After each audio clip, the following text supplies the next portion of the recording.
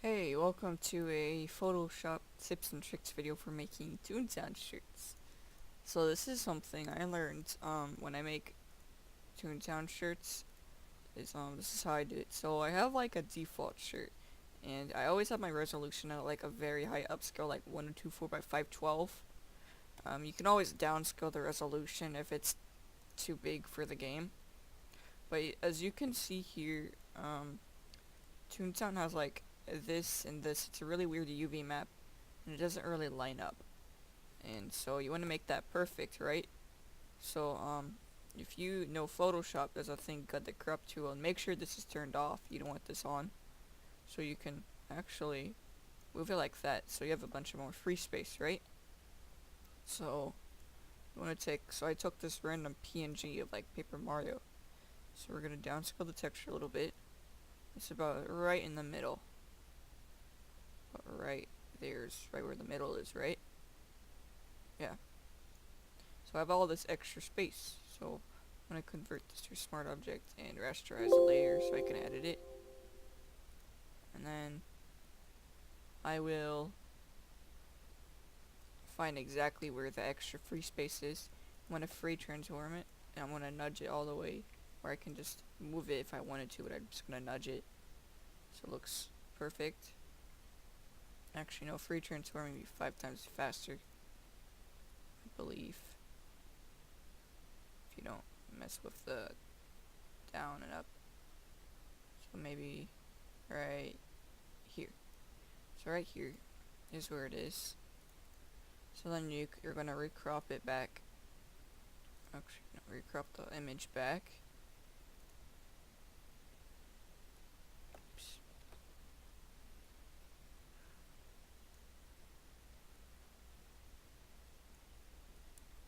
And then, so you have the space image. So if you would make the make a new shirt. So maybe I want it to be red, not maybe pink red, maybe something like that. That's fine. So I need to add shading because on the toon's back there's a lot of shading. Let me find the shading reference. So right here, I would make a so right there, be fine. Just gonna color it black. Also using the polygonal lasso tool, and I'm gonna Gaussian blur it a little dark, like that, and then I'm gonna lower down the opacity, so it's just like that. Now adding colors, um, you can personally you can probably just use the Toontown colors, the ones Disney made, if you'd like, or you can make your own color. Like for example, if I was making something, I would just use the pen tool and something like this. If I really wanted to make it from directly the Toontown texture.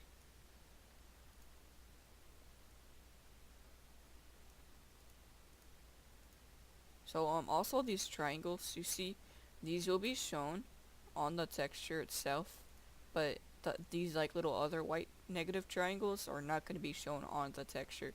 So it's just white space. It's just there. There's no really use for it.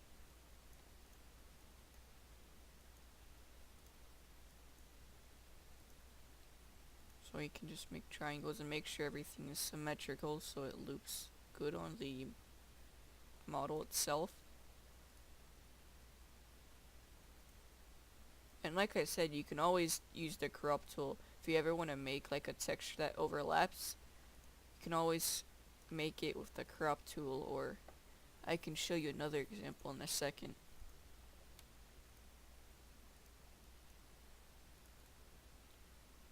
So I have maybe the space texture.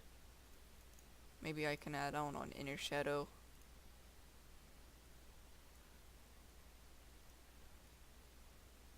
Maybe a little bit cleaner, refreshing.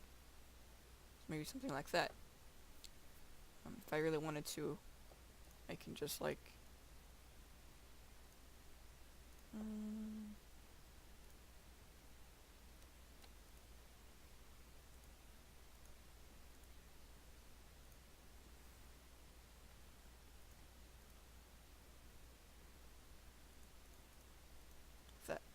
So maybe a little bit. Because these are not going to be shown on the texture itself. So it'd be easier. So you can add like maybe, I don't know, white underneath. Move the layer down. Use the, what you call it? The convert point tool to make this look much more smoother. So it don't look too sharp.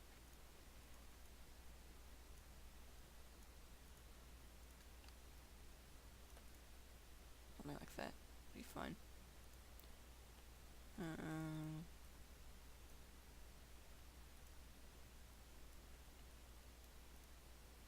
Yeah, it looks fine. So, anything else? Making Toontown shirts is easy. Just add a lot of design, maybe different shapes and styles. Like, you can add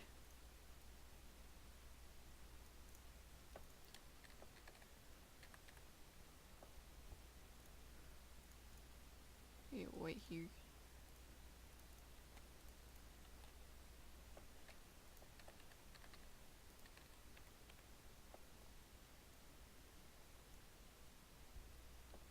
Maybe like that.